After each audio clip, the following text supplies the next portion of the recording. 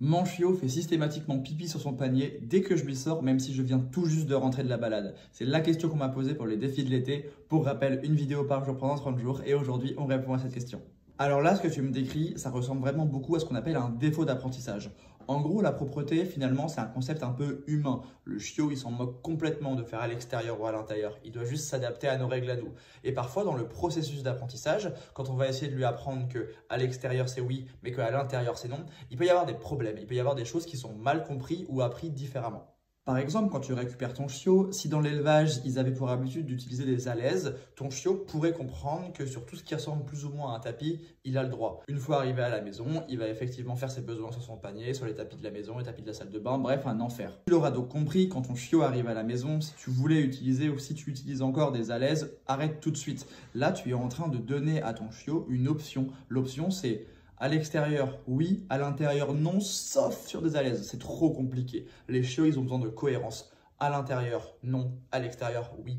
Point barre. Alors parfois, on n'a jamais mis d'alaise, l'élevage non plus, et pourtant le chiot, il produit quand même ce genre de comportement. En fait, ça peut être pour plein de raisons, parfois qui nous échappent un petit peu.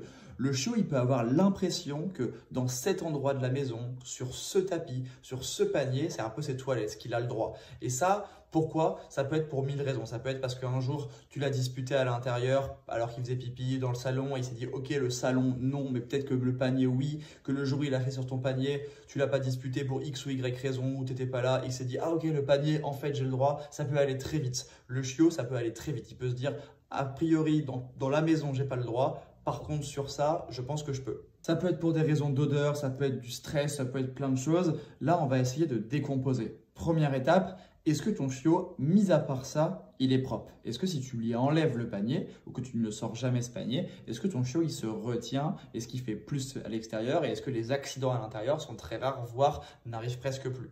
Si la réponse c'est oui, que ton chiot, à part ça, il est propre et que c'est juste quand tu lui sors le panier, c'est instantané, on est vraiment sur un défaut d'apprentissage. Si finalement tu te rends compte qu'en fait il y a plein d'accidents aussi dans la cuisine à droite à gauche, bah de toute manière, bosse la propreté à fond parce que de toute façon ça n'a pas l'air acquis. Une petite règle qui est simple, que ce soit un défaut d'apprentissage ou juste un mauvais apprentissage de la propreté, tant que ce n'est pas parfait, tant qu'il y a encore des accidents à l'intérieur, vous me récompensez les besoins à l'extérieur à chaque fois, systématiquement. Je vois beaucoup trop de propriétaires de chiens qui arrêtent la friandise trop vite sur les besoins. Pourquoi?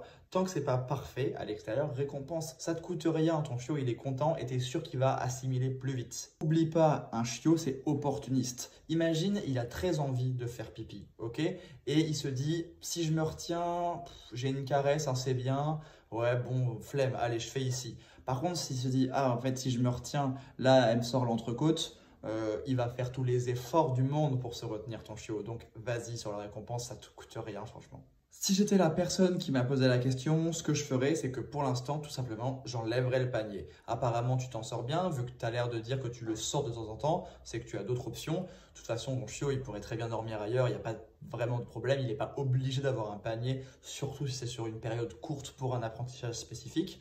Donc, tu enlèves le panier et tu vois si tu as encore des accidents. Est-ce que si tu as des accidents, ils sont à l'endroit où il y avait le panier? Auquel cas, ça se trouve, c'est peut-être plus l'endroit que le panier.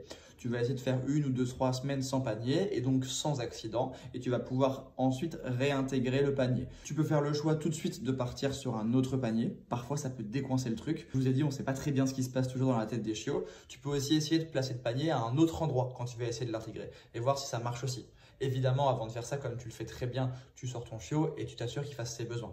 Ce qui me fait penser à quelque chose, si tu sors ton chiot et qu'il ne fait pas ses besoins et qu'il attend d'être rentré pour le faire, là tu es typiquement aussi dans un défaut d'apprentissage, mais peut-être qu'en plus il y a même un stress en extérieur, en tout cas il n'est pas confortable, pas à l'aise et donc il n'ose pas faire ses besoins. Et auquel cas il y a plein de choses à travailler. En tout cas, le message que je voulais faire passer, c'est n'y voyez surtout pas du marquage de territoire, de la provocation, que le chiot il fait ça pour vous embêter. Non, ça m'étonnerait fortement. C'est un chiot, à mon avis, il est juste en train d'essayer de comprendre ce qu'il peut faire ou ce qu'il ne peut pas faire dans la vie.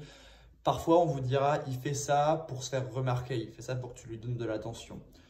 Ça, pourquoi pas, mais je pense que c'est à prendre avec beaucoup de pincettes parce que j'imagine que quand il fait pipi, tu lui fais pas un gros câlin en lui disant « c'est bien mon cœur ».